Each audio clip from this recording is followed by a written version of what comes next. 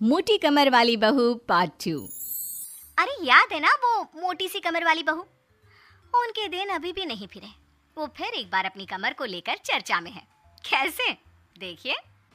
क्या करूं, मेरी मोटी कमर का सब मजाक उड़ाते हैं। माँ जी तो ऐसे करती है जैसे मैं कोई डायन हूँ। ना कहीं साथ ले जाती है, ना ही किसी से मुझे मिलवाती है। अरे मीना, तो कोशिश क्यों नहीं करती कि तेरी कमर थोड़ी पतली हो जाए? अब देख ना, मेरे ऑफिस में भी उस दिन तेरा कितना मजाक बना था, याद है ना? मीना को पति से ये उम्मीद तो बिल्कुल नहीं थी। वो सोच में पड़ जाती है कि आखिर क्या लुक्स ही मायने रखते हैं? रिश्ते नाम की कोई चीज होती है क्या? पापा पापा, मेरे स्कूल में फंक्शन है, सबके मम्मी पापा आएंगे, आप भी आना कल।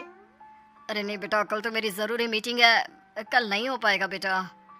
अरे मैं हूँ ना, मैं आ जाऊंगी। क्यों? नहीं नहीं माँ, तुम रहने दो, तुम्हारे लिए तो दो दो चेयर लगाने पड़ जाते हैं और ऊपर से सब तुम्हारा मजाक बनाते हैं। ना बाबा ना, मेरे स्कूल में तो आना ही मत। मीना का दिल तो ये सोचकर और छोटा हो जाता है। वो किचन में जाती है और खाना बनाने लग जाती है। खाना बनाते बनाते उसे मुन्ने के जोर से रोने की आवाज आती है। अरे क्या हो गया मेरे बेटे को? मेरा बच्चा गिर गया है। कितनी बार कहा है कि भागा दौड़ी ना किया कर। मीना जल्दी से बच्चे को उठाती है, उसे कमरे में ले जाती है और सुला देती है। माँ, कल मैं गिर गया था तो किसी ने मुझे नहीं उठाया, सब मुझे डांट रहे थे, लेकिन तुमने मुझे उठाकर यहाँ बेड पर लिटाया। और रात भर तेरी कमर में मालिश भी करती रही। तभी तो मैं आज स्कूल के फंक्शन में जा रहा हूँ, नहीं तो कैसे जाता। अच्छा माँ, मैं जा रहा हूँ। बेटा स्कूल चला जाता है। उधर सास। बहू, वो क्या है ना, आज मैंने घर में कीर्तन रखा है। तेरी कमर के कारण मैंने सबको बोल दिया है कि तू मायके गई है। तू जानती है ना कैसे तेरा मजाक बनाते हैं सभी। बहू कुछ नहीं कहती। पर माँ जी, कीर्तन में बैठने का तो मेरा भी मन था। हाँ तो किसी और शहर चली जाना जहाँ तुझे कोई जानता ना हो। वहीं किसी मंदिर में बैठ कर ले लेना हरि का नाम अच्छा जा, जल्दी से काम पर लग जा। मीना को सास की बात पर रोना आता है, लेकिन देखिए किया भी क्या जा सकता है। हमारे यहाँ तो ये रिवाज है ना, जिसका चेहरा अच्छा वो राजा, नहीं तो सब रंग। घर में औरतें आने लगती है, सब एक एक कर कीर्तन में बैठ जाती हैं। अरे मुन्ना, जाता किचन में मैंने प्रसाद बना कर रखा है, ले आ। अरे क्या क्या कर लेती हो बहन जी, एक तुम्हारी बहू है बस कमर का कमरा बनाए बैठी है। ये नहीं कि ससुराल में रहकर काम काज निपटाए, जब देखो तब मायके की हवा खाने पहुंची रहती है। तभी दूसरी कहती है, मैंने तो घर में मना कर दिया था कि कोई खाना नहीं खाना। बहन जी के घर कीर्तन है, मैं सबका खाना लेकर आऊंगी, लेकिन यहाँ तो लग रहा है कि प्रसाद के भी लाने पड़े हैं। अरे कर देना पागलों वाली बात, खाना भी बना कर रखा है मैंने। अरे कमला, जा जाकर कीर्तन के बाद जो मैंने खाना बनाया है ना, सबको लगा देना अरे बहू से ज्यादा तो आपके साथ ये कमला ही रहती है। हाँ तो क्या, अब नौकरानी से करवा देती बेटे की शादी कमला किचन में जाती है, जहाँ बेचारी मीना पसीने से तर खाना पीना और किचन के काम में लगी होती है। कैसी हो भाभी, ऐसी सास के साथ कैसे गुजारा कर रही हो? पता है बाहर कह रही है कि सारा खाना और प्रसाद उन्होंने बनाए हैं। अरे कोई बात नहीं ना कमला, वो क्या है ना, मेरी कमर मोटी है, इसलिए वो मुझे किसी के सामने नहीं ले जा सकती हैं। अरे तो मैं कौन सी सुस्मिता सेन हूँ, लेकिन देखो मेरी सास मुझे कितने गर्व से मिलाती है सभी से। देखो मीना भाभी, आपको सबने ये बता रखा है कि आप अच्छी नहीं हो, सुंदर नहीं हो, लेकिन बात ये कि आपका चेहरा इतना प्यारा है कि क्या कहूँ। पता है भाभी, आपके चेहरे की नूर से तो सारा मोहल्ला रोशन है। मीना को बहुत दिनों के बाद किसी के प्यार के दो बोल सुनने मिले थे। वो खुश हो जाती है और कमला से दिल से बात करने लगती है।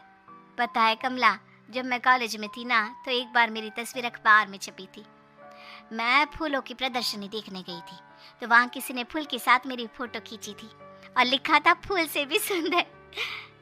लेकिन अब भी भाभी आप ऐसी हो, फूल से भी सुंदर। अरे कमर मोटी है तो क्या हो गया, क्या सब में सारी खूबियां होती है? अपनी सास को ही देख लो, ऐसा लगता है जैसे चूल्हे में कोयला जल गया हो। भैया भी माना पतले हैं, लेकिन है तो माँ की तरह काले ही ना। वो तो भला हो भगवान का कि मुन्ना आप पर गया है, गोरा और सुंदर। मीना को कमला की बात समझ में आ रही थी। पहली बार किसी ने उससे अच्छे से बात की थी तो उसे रोना आ जाता है। भाभी एक काम करो ना, कुछ दिनों के लिए मायके होकर आओ। यहाँ तो ना भैया को आपकी कदर है, ना ही सास को, और बेटा भी आपको इन लोगों के कहने पर दूर ही रखता है। मीना को कमला की बात ठीक लगती है। सारा कीर्तन निपट जाता है और उसके बाद अरे बहन जी मान गए। इतना सारा खाना और प्रसाद बनाने के बाद भी आपको देख के लगता नहीं कि आप एक बूंद भी थकी हो। बिल्कुल फ्रेश। बस बहन जी मैं तो हूँ ही कुछ ऐसी ही। सभी चले जाते हैं। तब जाकर मीना किचन से बाहर आती है। अरे कहाँ जा रही है? थक गई हूँ मैं, चाय लेकर आ जा।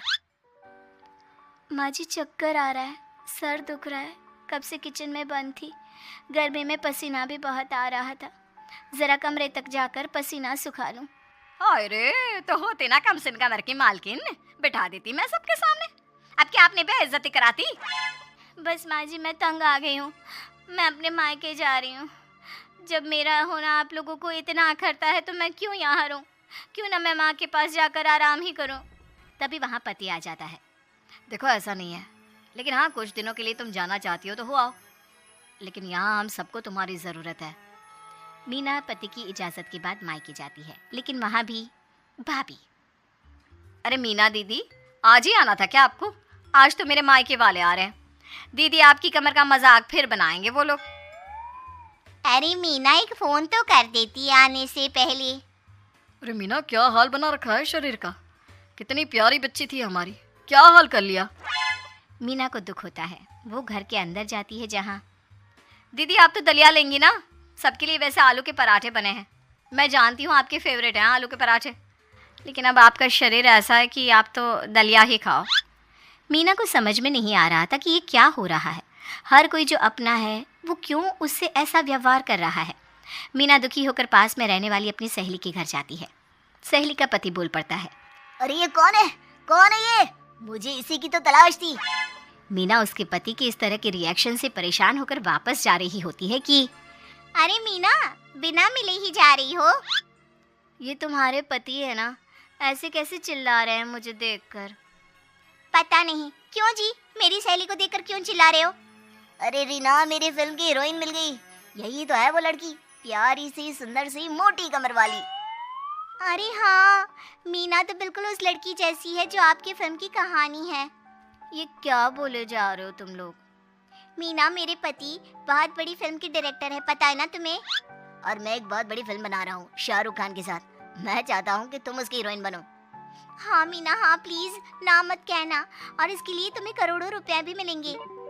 मीना मन में सोचती है कि जो दुनिया उसे मोटा और भद्दा कहती थी, उसे जवाब देने का यही एक रास्ता है। मीना फिल्म में काम करने के लिए हाँ कर देती है और फिर सारे शहर में मीना की फोटो शाहरुख खान के साथ लग जाती है।